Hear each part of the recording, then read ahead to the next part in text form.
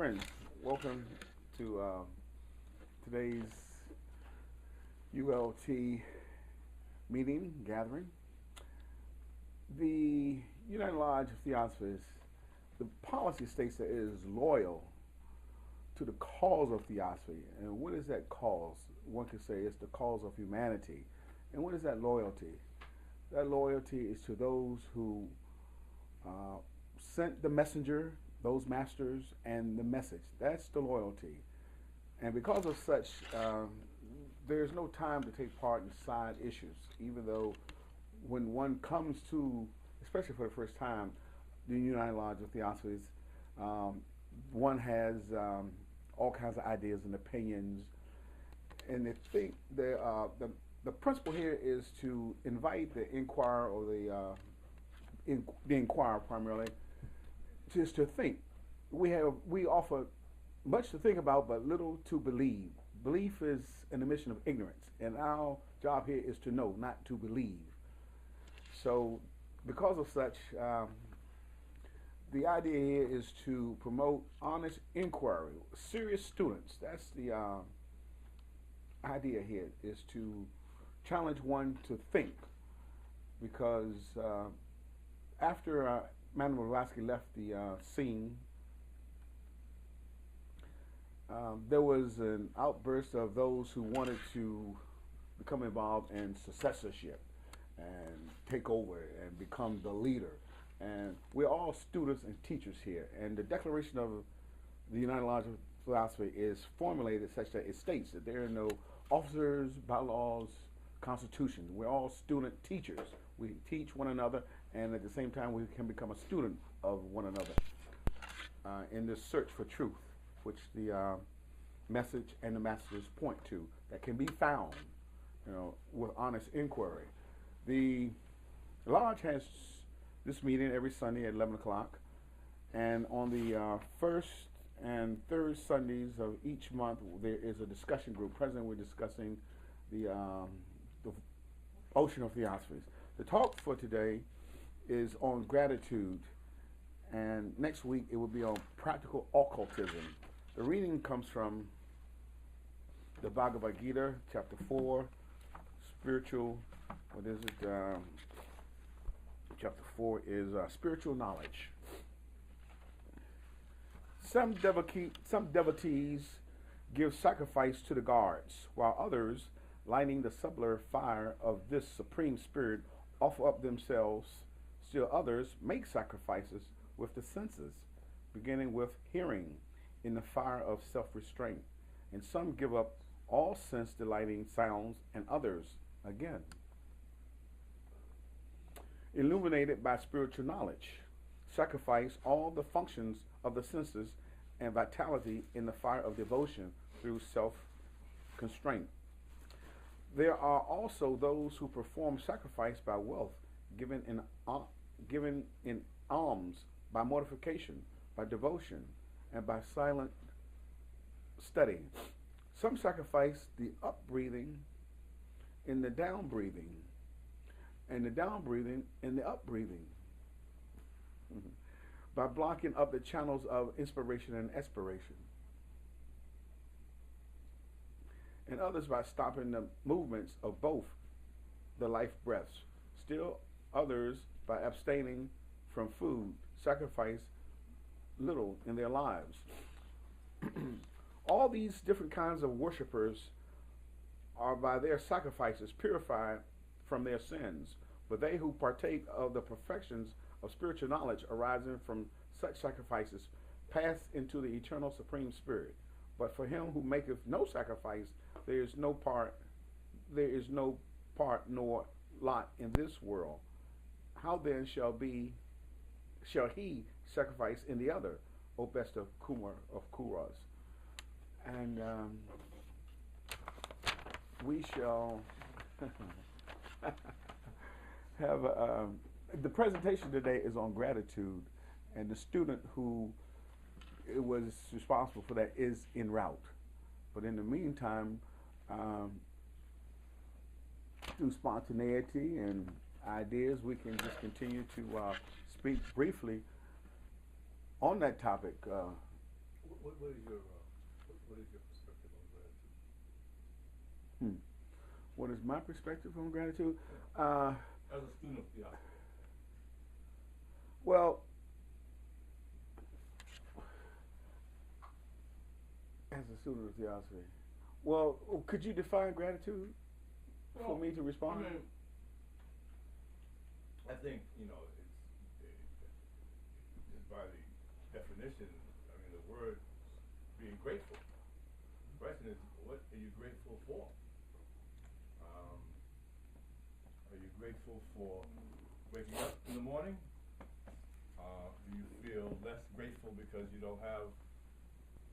didn't hit the lottery? You don't have everything? It's a question of what you're grateful for, what's your values. So as a theosophist, I'm asking, what is there to be grateful for, from your perspective? Well,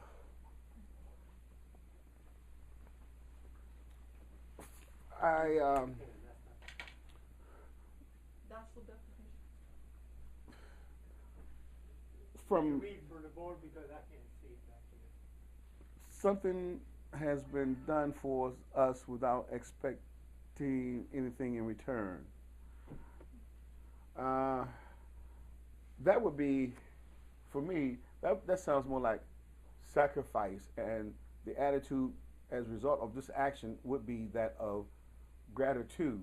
Now, the reason why I was hesitant in responding to your question, because the platform, as this student understands it, doesn't speak from the personal. You say I. So, when you say, what is my perspective, I'm hesitant to respond, but because we try to deal with. Well, is there somebody else up there that I should be asking? No, it's the idea that. No. Can you respond? My thing is that as a student of Okay, philosophy, well, I'm then, not asking yeah, for a personal. Well, okay. Trust me, I thought I made that clear.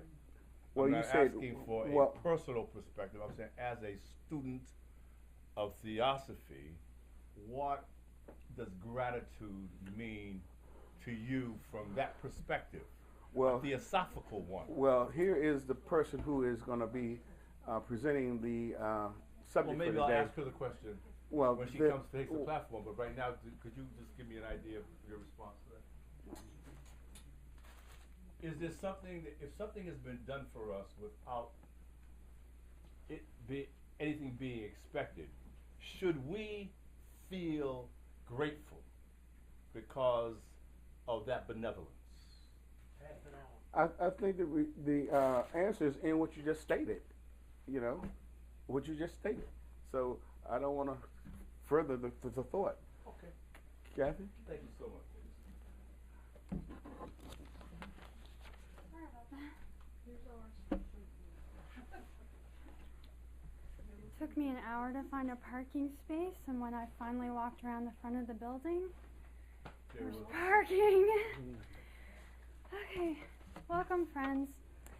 Thank you for your patience. Speaking of gratitude, that was a little joke. So we're coming upon that time of year, Thanksgiving, when we focus on gratitude and thanks for what we have, where we are, who we know, all the myriad aspects of our life in which we can give thanks. And it's maybe this student's favorite holiday because it just focuses on gratitude and no one has to buy anything. It's about being together and being grateful. So I'm going to read and talk about gratitude and focus on some points in the Secret Doctrine. So everyone has the power within oneself to help others. And when one discovers that power within themselves, they discover that they have the power to grow spiritually as well. And this is how the great wheel of the law is turned in an endless stream of learning and moves towards the universal ocean of wisdom. Through obedience to the voice of conscience, one gradually builds a bridge in consciousness linking the experience of the outward nature and the wisdom of the inward soul. In this small way, we can come to mirror the Mahatmas, the exemplars of learning who are eternally and effortlessly obedient to law, to their Mahaguru, and ceaselessly engage in exploration for the sake of implementing modes of beneficent thought that will help build a matrix for future races. As the light of the Logos is ubiquitous throughout the universe and present in each soul, in each one of us,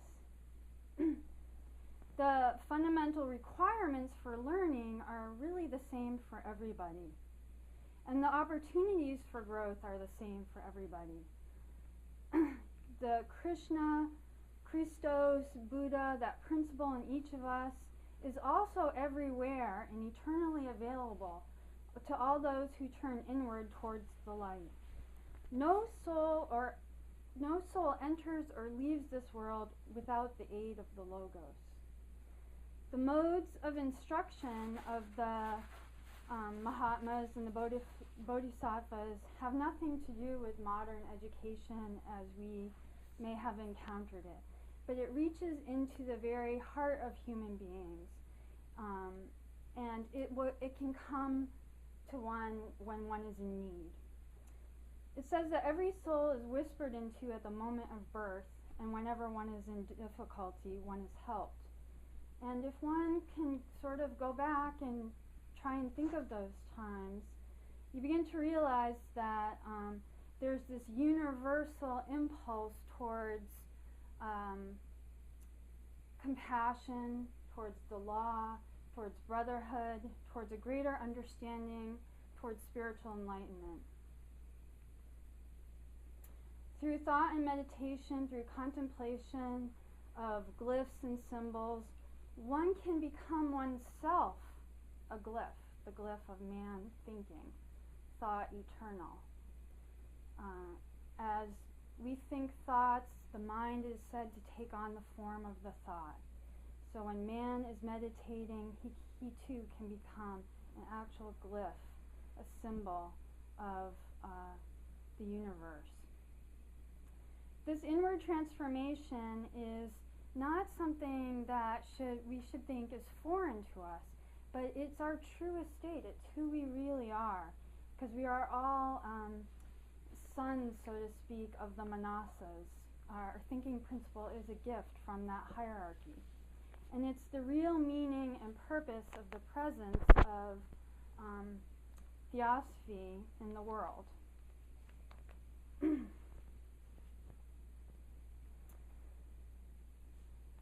The direction in which unfoldment in each of us takes in the realm of consciousness is different in the realm of substance.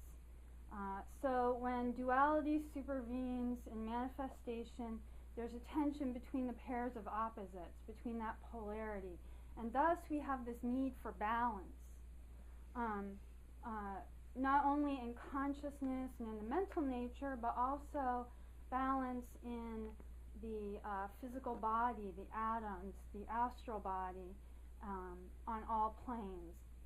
So it's up to us to do what we can to find that point of balance.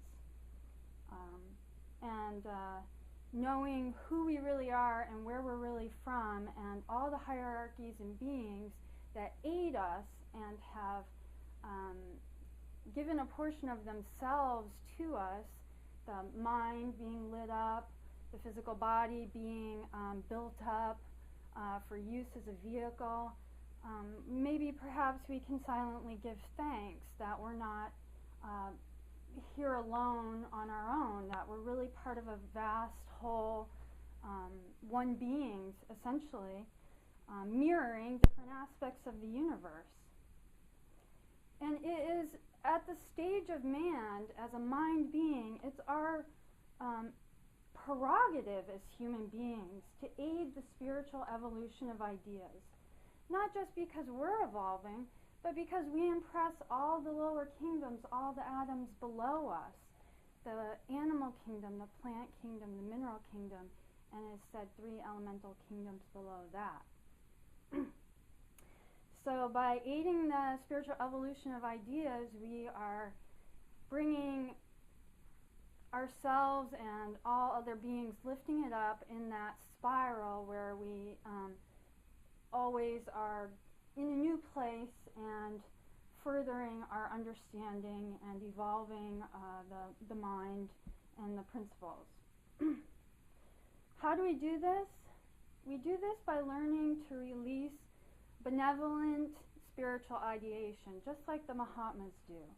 And we have to do this through the will. It's not something we can just hope we can come across or stumble upon. It's not that only some beings are meant to do it. It has to do with the will, and we all have that within us, and we have to activate it in order to awaken it.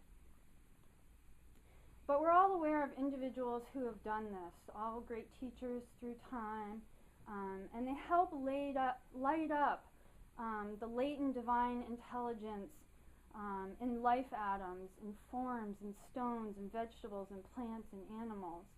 And since we're continually involved with all these, we as mind beings can be rapid transmitters of this sort of like vibration, this impression. It goes across the globe, it goes across the universe, and we can draw this out of ourselves because we have that divine intelligence within us, in our mind and in our hearts. To sort of engage in this process is to perceive that we can use analogy and correspondence, that what on the physical plane can be synonymous with sacrifice and compassion under the law of cycles and the tutelage of the great beings like Madame Blavatsky and her teachers, has a reference to the higher planes, that which involves the free choice, conscious attention, and deliberate selection of ideas. The human capacity to aid in the lower evolution of nature is a direct reflection of our capacity to participate in the higher evolution of monastic self-consciousness. And naturally, those who are perfected enjoy an effortless command over the lower kingdoms of nature. And this draws our attention to being grateful to them and following in their example. And their example is rooted in ethics and morals. It's so firmly grounded in universal brotherhood that it says at a certain stage of development they become incapable of deviating from the correct path. So how can we use these ideas? By going to some of the great scriptures of the world like Patanjali or the Voice of the Silence or Genesis or whatever speaks to one. Those that focus on, brotherhood. We have to take those ideas and figure out what is it that's really necessary for us to do. Because we do a lot that's maybe not necessary. So we're becoming selective. We're using our discrimination, the principle of buddhi, and the higher mind to select and refine our choices and our ideas. What is one's true sphere of spiritual obligation? And there's a word for this. It's called svadharma. And it has the word dharma in it. And I can look that up in a second to get exact. But basically it's a sense of our true sphere of spiritual obligation. What this means is maturing as mind beings. Ages ago when mind was lit up, and first learning to use ideas, we could say that we were less mature mind beings. But as we mature, we can realize that only through renouncing the false doctrines that various religions have put out, that you can vicarious atonement sort of escape law or sort of just get by. those ideas are going to fall away because monastic, mature individuals know that law reigns everywhere, and we have to take responsibility for, our past lives, everything that we have participated in. Even we could say if during the 1920s or the 30s there was sort of the Great Depression, all the beings who lived at that time needed to take responsibility for that general condition because they were a part of creating that, whether in past lives or the current life. And this is another aspect of monastic maturity, is taking responsibility. So we can say selecting what we want to think and do, renouncing those ideas that are not serving us and will not serve us, that we just tend to hold on to because it's a habit. And I said, what did I just say? Selecting, renouncing, and I lost my train of thought. Yes, thank you. That was it. Responsibility.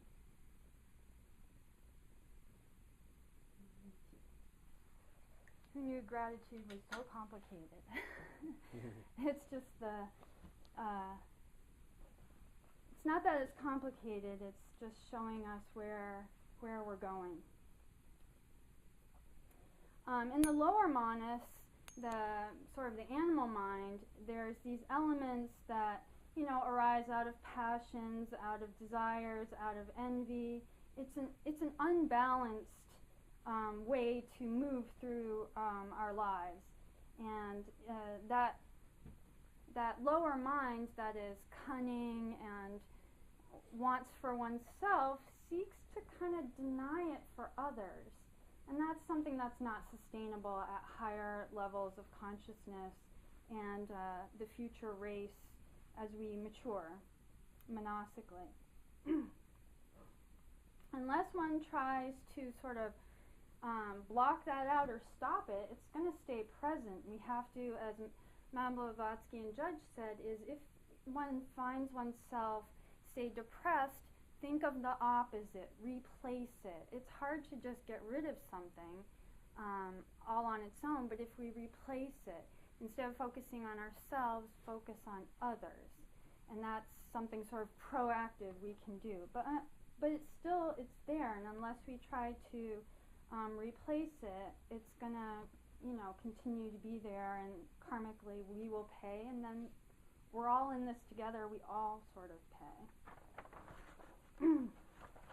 So we have to take responsibility for prior misuse of our powers and our principles. We have to start to act like the Manasaputras who gave mind, who lit it up, and they gave it freely. It was a natural sort of gift. It was just freely given, no thought of anything in return. And those beings knew that even though mind was lit up, we wouldn't make all great choices. Yet still there was no hesitation. It was just freely given. So we owe them an enormous debt of gratitude, so to speak, and they continue to give to humanity through that beneficent ideation. So through the logos, we say, when we talk about the universe coming into being, but it's not like the logos isn't functioning now, so to speak. It's continuously in manifestation, and each one of us has received a priceless inheritance, specialized intellectual function. We were talking about mind, highly differentiated, complex instruments and vehicles. And to understand this immense privilege and potential in human incarnation is to rethink one's entire concept of constructive use of our energies.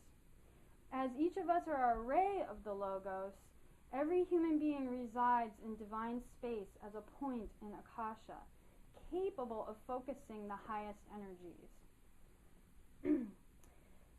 As a ray, each human monad is capable of releasing through sound, through vibration, with mental and physical correlations, beneficent ideation that can aid in the forward movement of evolution. And it's said that, one mantra that could be focused on is Om Mani Padme Hum. It's sort of archetypal. And its reverberation from the higher levels of thought and from these beings is eternally present. We can contact that when we go into meditation through practice. All human thought, speech, and action involves these beings, and all are capable of aiding or hindering the onward evolution of nature and man. Thus, viewing the complex compound being that Anugita declares in the Secret Doctrine, Volume 1, page 534.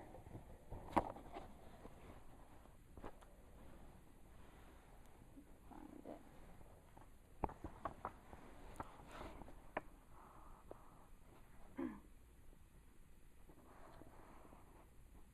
The indestructible and the destructible, such is the double manifestation of the self, capital S. Of these, the indestructible is the existent, the true essence or nature of the self, the underlying principles. The manifestation as an individual or entity is called destructible, the personality. Thus speaks the ascetic in Anugita. And also, everyone who is twice born, meaning those who are initiated, knows such is the teaching of the ancients. Space is the first entity. That space, Akasha, has one quality, and that is sound. And the qualities of sound are, and they list these names of the Hindu scale. These 7 notes of the scale are the principles of sound. The qualities of every element, as of every sense, are septenary.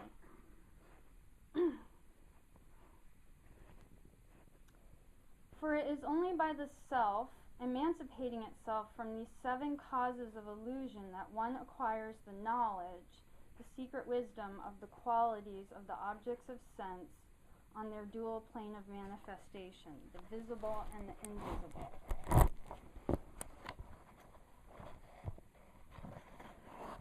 So another concept we could use in thinking of gratitude is that nothing is really ours.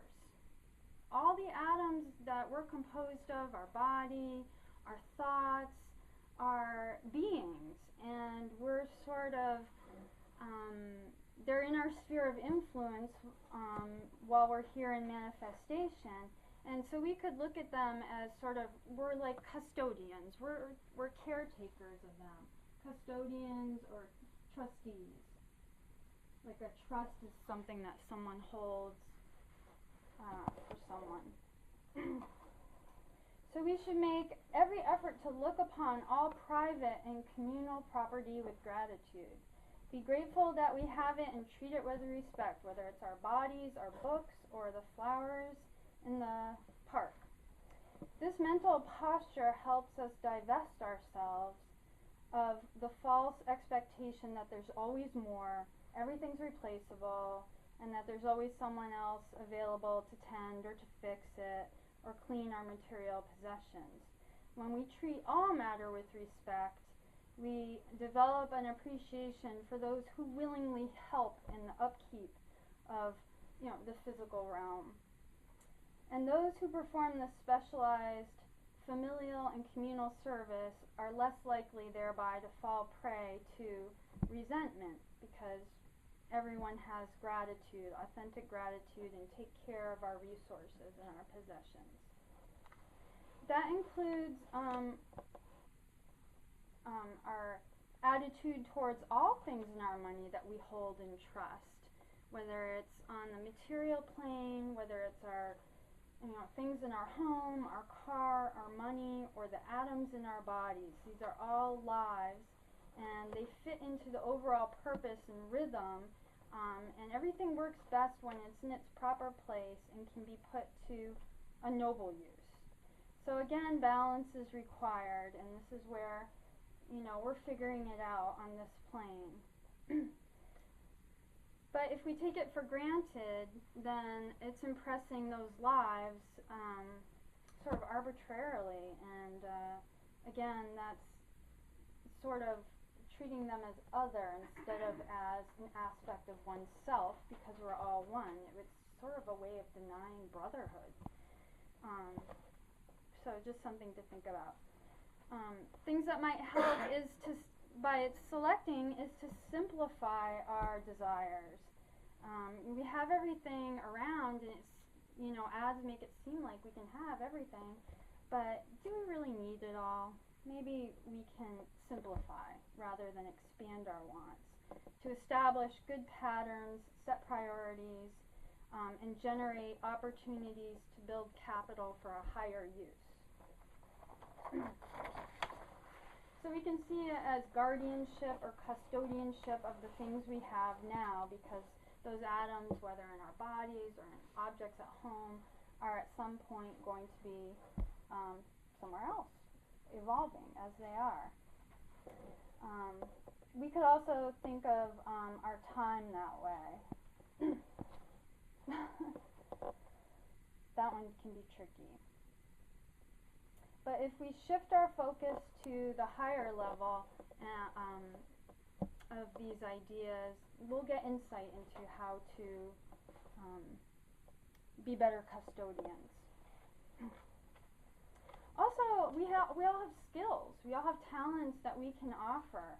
And do we appreciate them, or do we take them for granted? It's something we've worked for in a past life. It's maybe nice to recognize it, use it beneficently to help or to show someone else who appreciates it. So using it properly. Again, this gets back to our motivation and our expectation, and they're kind of interwoven, but thinking about these ideas, we can maybe take it to the next level.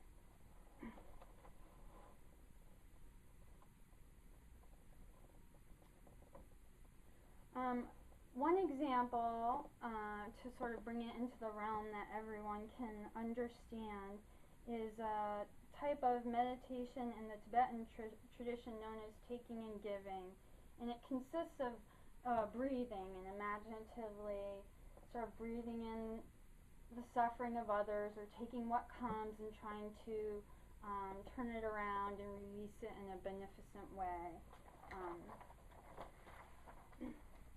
And breathing out sort of like white rays of hope, faith, love, charity, fellowship, and compassion. And the more we are aware of it, the more we practice it, the easier it gets.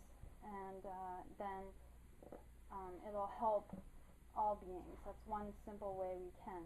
Another is to think about some of these ideas we've talked about before going to sleep, because then one enters that deep sleep state more attuned, and one is more likely to maybe bring something from that realm back, rather than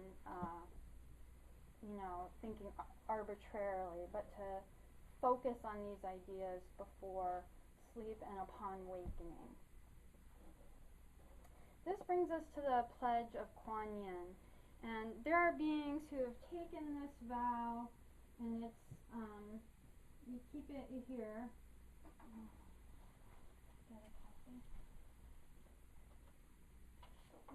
There are beings who have taken this vow and affirmed it life after life.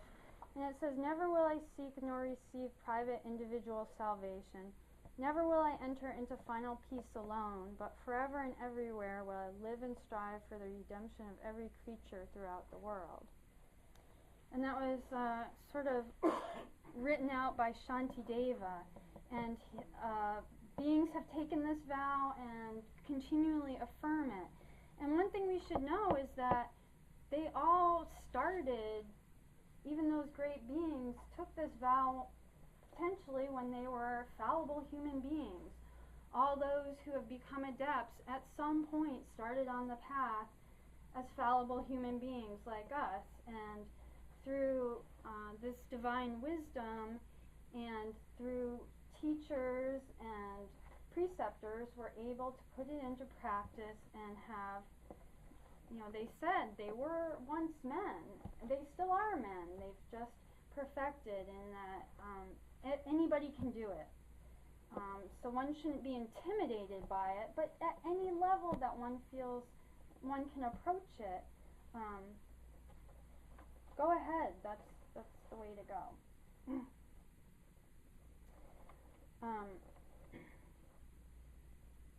The Kwan Yin pledge reaches down to the level of human ignorance and pain, and at all levels extinguishes the intensity of the fires of craving and the passions and such.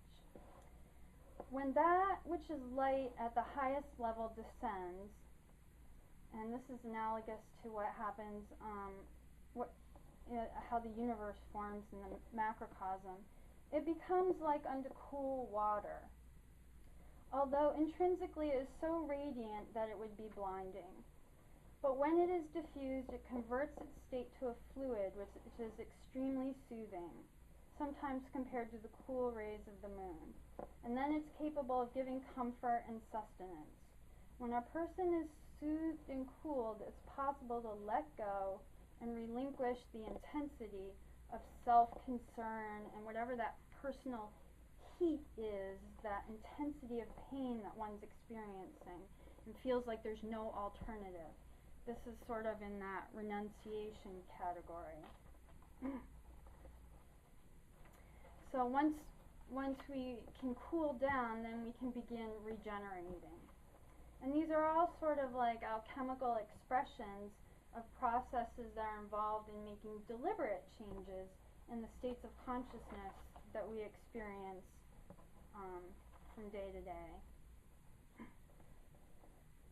Nature does this as a matter of course, and we can assist it by conscious thought. But where it is aided by a conscious thought in the name of the highest cosmic principle and in the company of a long lineage of teachers, of great exemplars of the vow, one can truly get to the point where one consecrates one's whole life to this process of everyday psychological alchemy. And this is what the Buddha taught. If one truly enjoys the very thought of what Kwan Yin is and what is in the Kwan Yin pledge, this enjoyment should help to reduce some of the agony, anxiety, tension, and strain of daily striving. The recommendation is to be wholehearted and bring as much of an undivided mind to it as possible. So don't bring qualifications. Well, I'll do that on the weekends because it's easier. And just let all that stuff go. And in a sense, we have to become childlike again, like the voice of the silence says. We have to regain that child state, that sort of freely giving and not a lot of like calculation to things, just that sort of spontaneousness that children have.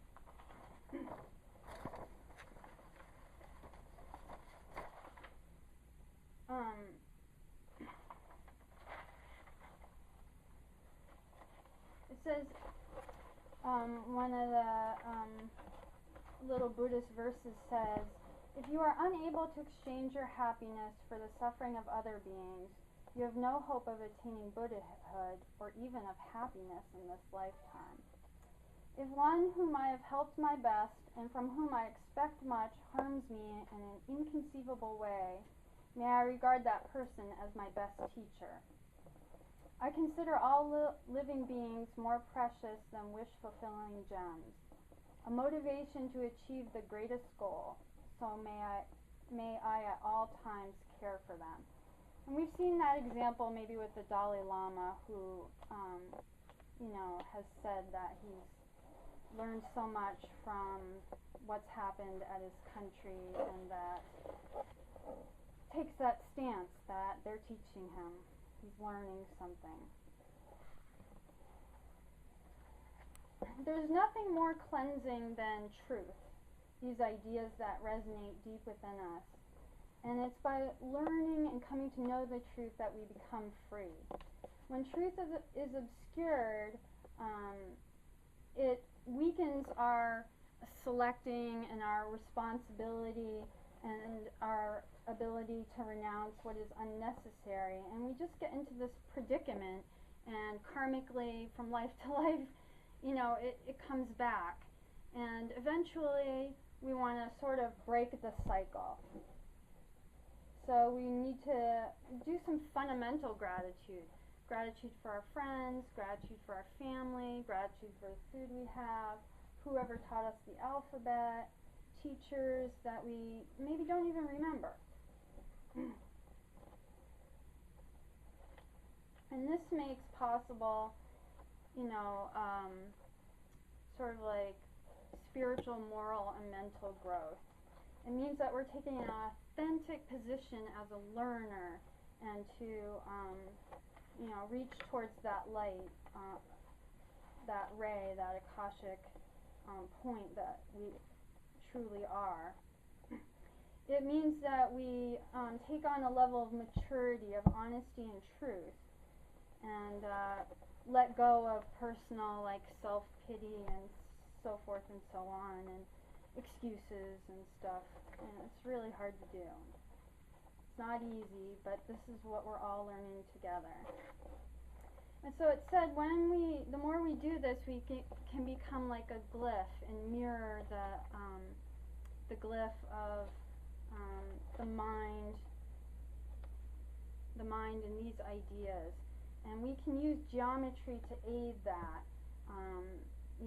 We've heard about the point, the line, the triangle, the square below, and just thinking about geometry is a good way to sort of approach some of these ideas. And that's something we can all do. It's not like way out there. It's something we can do calmly, and it arouses our intuition, because every soul knows the language of the soul. We just forget it when we wake up. But it said our dreams, and not every dream, but as we approach the deep sleep state, we go to the banquet of the gods, and we know the language of the soul. So we can awaken our intuition by thinking on these ideas, thinking on what that Buddha said about learning from someone who does something unexpectedly, from thinking about geometry. It just awakens the imagination and the intuition and steers it in the right direction. So as we were talking about these 7 rays,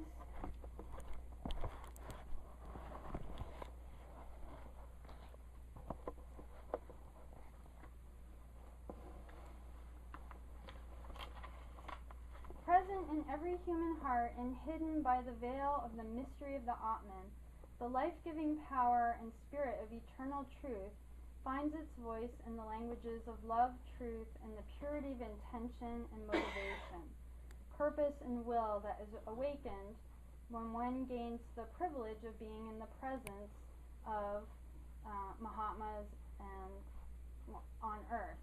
And we don't know who they are, but they are said to be all over the globe and in every place. They are ever present also in their invisible forms, and they have nothing to prove to human beings. They are just servants of the human race, and they embody the unmanifest universe of divine obeisance and sacred learning. Again, the Anugita says, glory, brilliance, and greatness, enlightenment, victory, perfection, and power. These 7 rays follow after the sun, as in the Gita, the Kshetrajna, the higher self. Those whose wishes are reduced to become unselfish, whose sins or passions are burnt up by restraint, merging the self in the self, devote themselves to Brahman. Those people who understand the forest of knowledge, Brahman, praise tranquility, and aspiring to that forest, they are reborn so as not to lose courage. Such indeed is this holy forest, and understanding it, they act accordingly, being directed by the Kshetrajna, or the higher self. So the more we strive in this direction, the more sort of help we get. A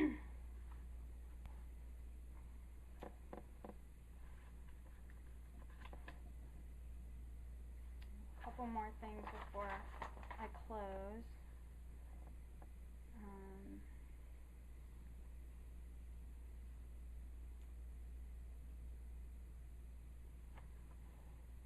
So we could think of nature or manifestation as a web that vibrates and resonates with the logos, the heart, the one life expressing itself in myriad modes of sensitivity and action. And throughout there's law, universal harmony reigns unbroken, and continually adjusting the relations of all parts with the one.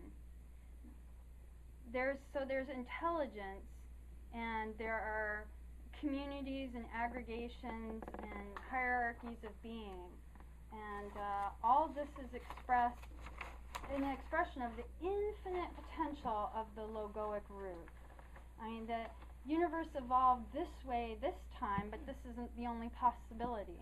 So it's kind of neat to think of it as infinite potential. Seen in this light, embodied human existence is no different from any other mode of existence, subhuman or superhuman. Indeed, the worlds of the devas, men, and gods are alike guided by one identical law. Yet each type in nature carries the potency of its specific divine antitype, one of those 7 primordial radiations that make up the living body of the logos.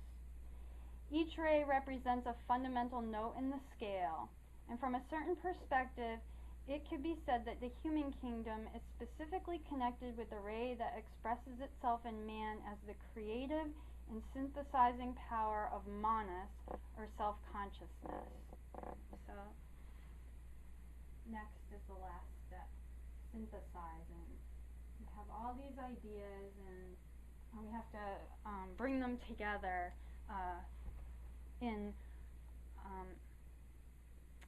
we're getting knowledge, but using it, applying it, we come to wisdom.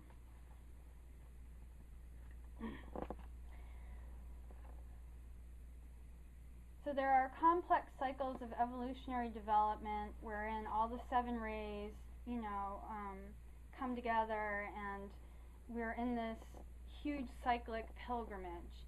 So we are continually immersed in a vast ocean of life populated by hosts of greater and lesser beings, all of whom share the same archetypal set of potentiality, although we exhibit it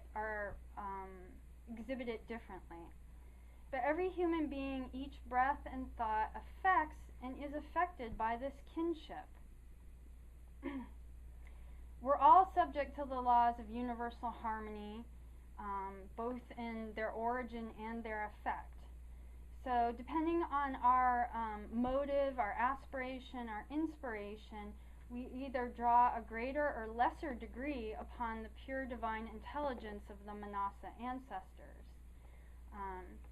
So this shows us the more we can synthesize, we approach that level.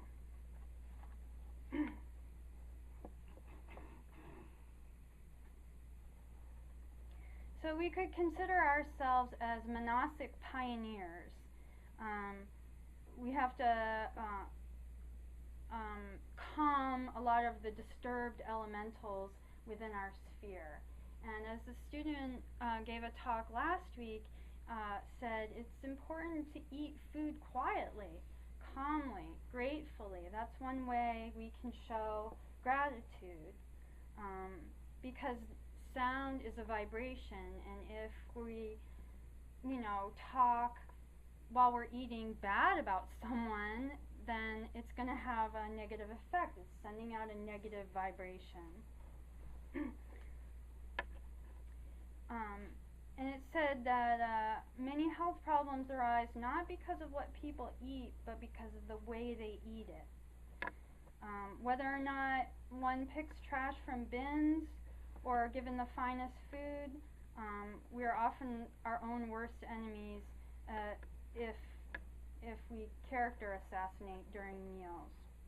To recommend silence at meals may seem a hard measure, but without silence there will be no gratitude, no thinking of the people who planted the seed, took the trouble to raise it, the sun, the soil, the wind, the rain, the harvesters, the transporters.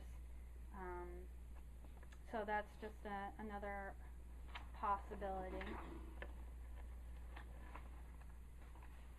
And in terms of like our things at home and elementals, it's better to spend half an hour cleaning up than 3 hours working, than to spend 8 hours working and no cleaning up, because it doesn't show any gratitude for the elementals, which has made it possible to accomplish anything. So that's another thing we can do.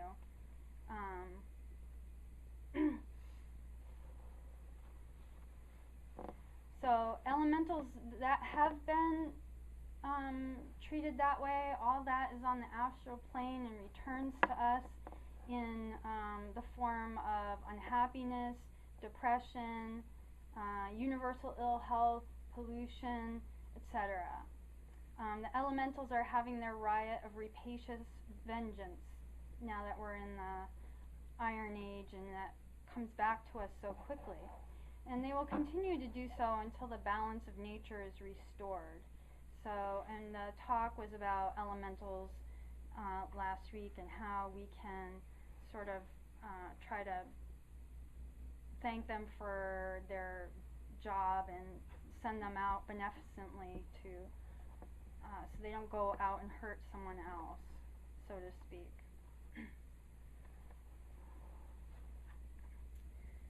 So the light on the path says that one first has to observe sensation and learn from it the laws of life. Then you can set your foot on the first rung of the ladder. So we have to go back to the ABCs, like we said, to be childlike and sort of learn over again. To discard what we've already been taught because it may not be serving us.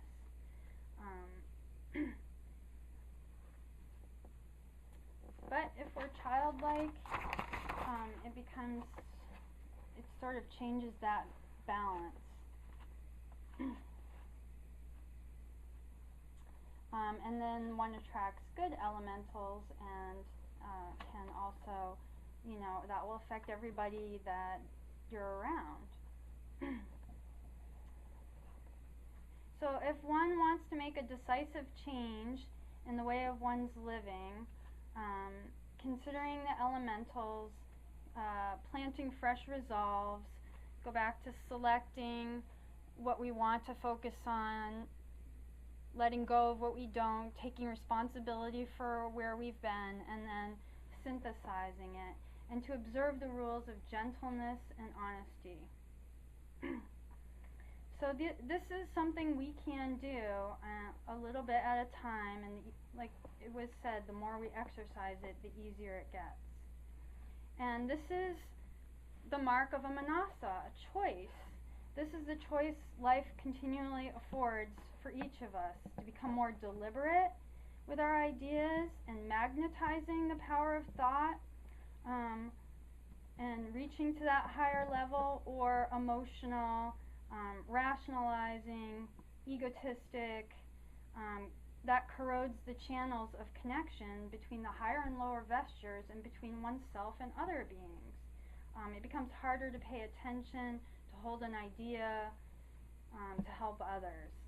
So through self-examination and meditation and taking advantage of the properties and powers of the higher self, and through cycles like Thanksgiving and being aware, remembering what it is we can do, we can achieve a total renovation in the vestures. It may take many years, but we have to start somewhere, and any start is a good start.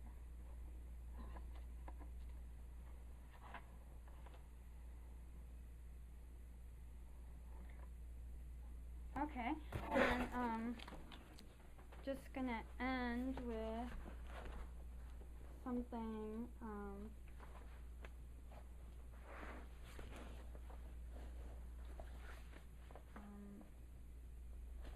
I'm torn between Tsongkhapa and Shantideva. Okay, Shantideva said he was the one who sort of wrote out the pledge as we have it written out. I rejoice in the goodness wrought by all beings and the cessation and extinction of their suffering. May those who sorrow find joy. I rejoice when embodied beings gain release from the wheel of suffering and rebirth, and for those enlightened ones who become bodhisattvas and Buddhas. I rejoice in the exemplars of determination, those who bring happiness and are vehicles of benediction to all beings, and the teachers. I invite the world to the enlightenment of the Buddhas, and thereby to true happiness. May gods, asuras, and all sentient beings rejoice in the presence of the protectors. Okay, we'll end it there and open it up for discussion.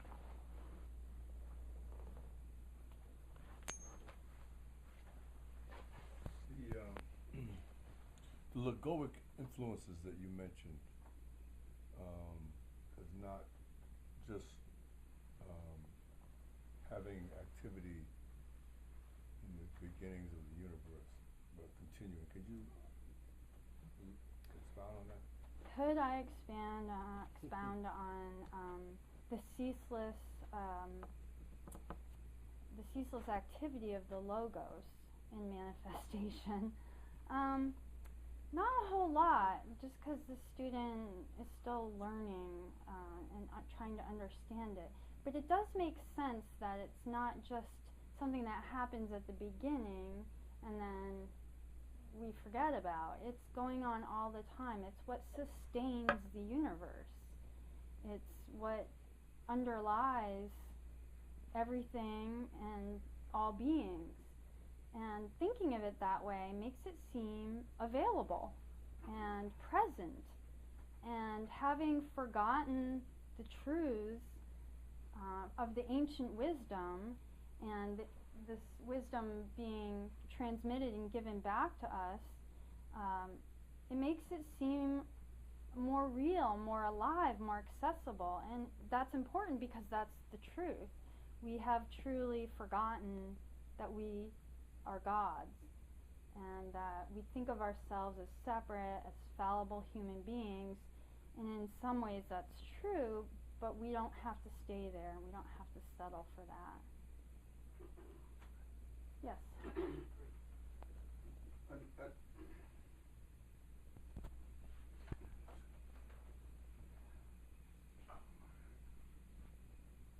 One way, well, to the students' thought in responding to the questioner about the logoid influence on a continual, every time we come to a meeting like this, is the logoid influence is occurring. Every time you, a parent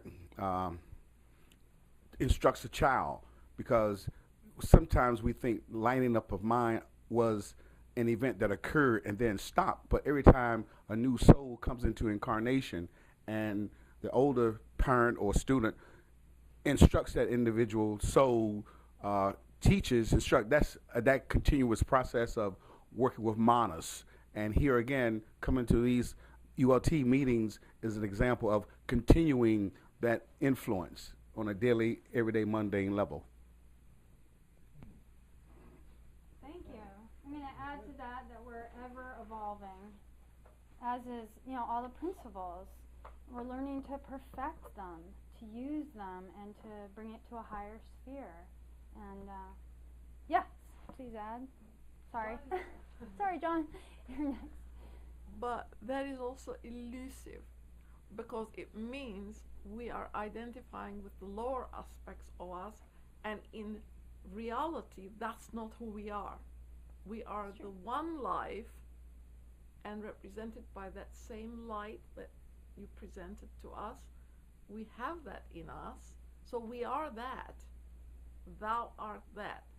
And when it is stated, men know thyself, is this process that you described to come back to the original conception of who we really are. So don't identify with the lower, identify with the higher.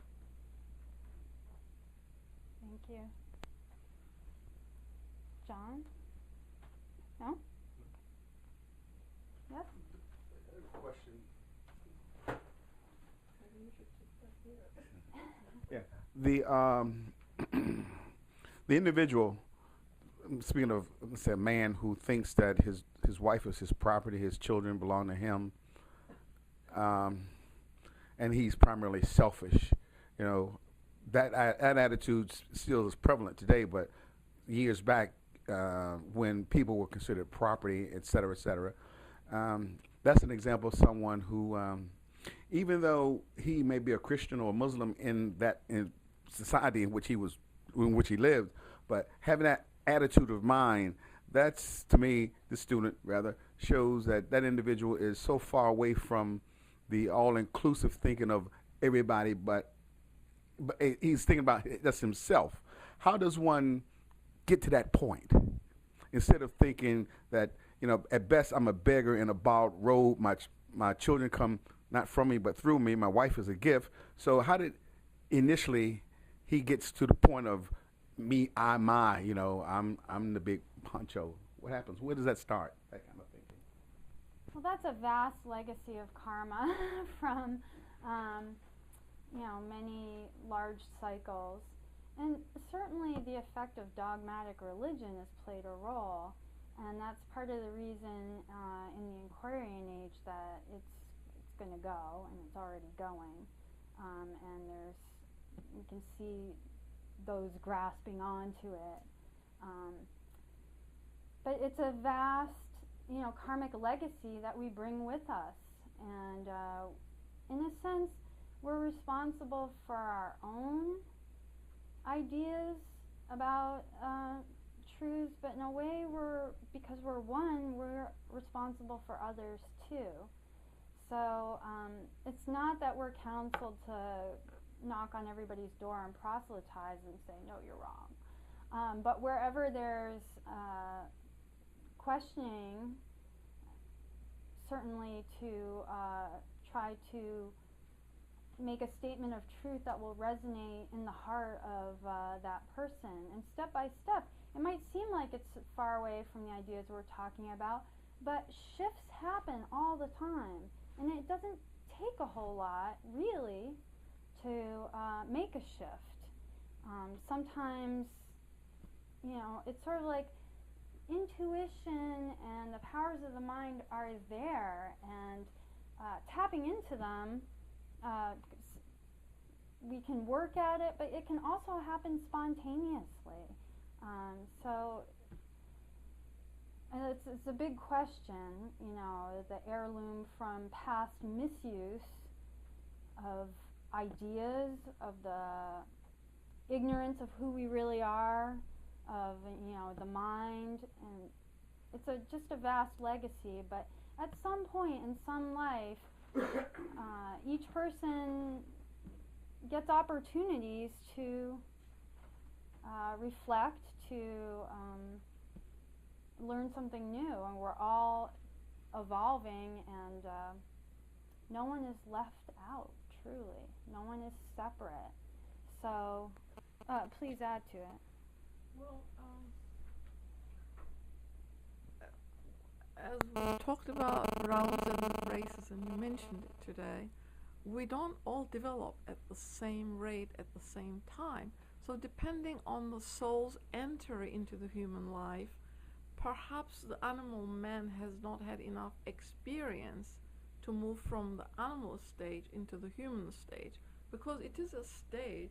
Animalistic man becomes human, and the human then becomes divine.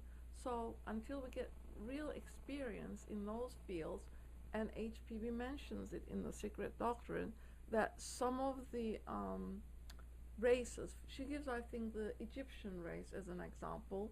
They came and they had a tremendous great civilization, but she says as the greatness dies out, the lesser developed souls come in and uses the body type to get experience to evolve. I'm just going to add some of the things that were mentioned. Calmness. We can't reflect if we're not calm. Nervous excitation of the vestures just is not productive of anything, though we all experience it and it takes time. Calmness, quietness, like silence was mentioned.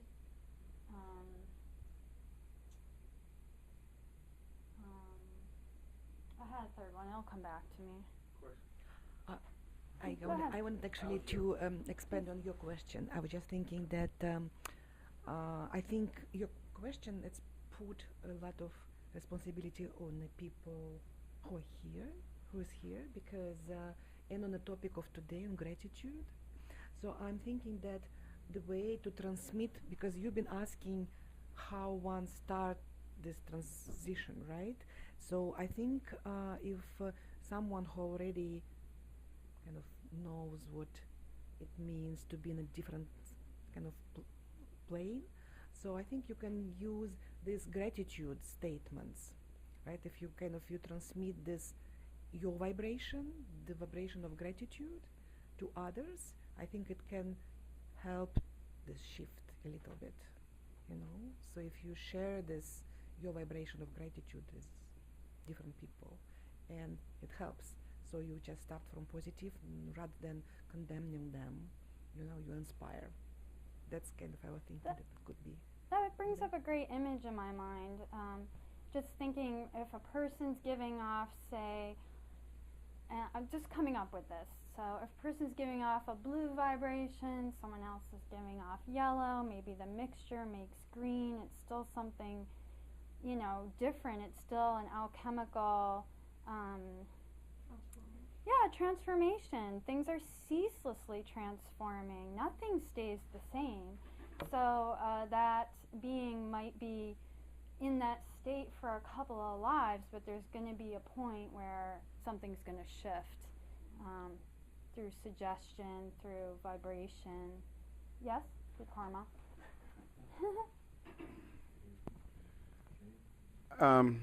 Just to think about the word thanks and the word thanksgiving throughout the daily life of every student or everybody. When you say, well, thank you, you know, sometimes the person's hold the door for you, thank you, or thank you. Throughout the day of your 24-hour cycle, you saying thank you or thanks. So in saying thanks or thank you to an individual, is that what is that indicative of? Is more than being polite in polite society, or thank you being courteous and polite, but it's showing that you are, for someone to tell you thank you, then you are in some way helping or doing something positive for them, for them to say thank you. So is that living the life? If, for instance, if you tally up at the end of the day how many times someone says thank you to you, let's say arbitrarily 25 times throughout the day, so you were doing something. Is that an indication of, what is that an indication of? I guess I'm asking in line with your presentation today. I guess it indicates that you're being thoughtful and you're getting recognition. Certainly that's part of that alchemical transformation with you and the other person, is they're recognizing that you're doing something nice. That might change their mood. That might lift their mood later on in the day, and you know, a whole different line of karma might emerge from a change in mood or thought. I think it could be helpful to maybe tally it up. it's always nice to be helpful and do good to others on the practical plane, just to also try to include the mental plane. You know, it sounds like the moral plane is already involved because you're being thoughtful of others, taking that stance of helping the other, but perhaps also remembering that you're one. But you have to be careful with that in the sense that we are cautioned not to do, the motivation comes in here, not to do something to benefit ourselves, to do it because it'll benefit us, we'll get good karma for it. That's sort of a misuse. And that's why I did remember wonder, that child state, being open to the awe and the wonder of what's going on behind the scenes all the time. The vibration, the color, the geometry, whatever ideas for you help you connect up with this idea of the living ideas and Mahatmas and the brotherhood, and that we're all one, whatever helps. And then once one exhausts that line of thought, there will be some other aid in your thought until you become to see it perfectly, and you don't need an aid, and you're automatically in that state all the time, like the Mahatmas. So I think we're way over time. Sorry about that. We're going to end. And next week is the mystery of numbers. No? Practical occultism. Practical occultism. Excuse me. Next week is practical occultism.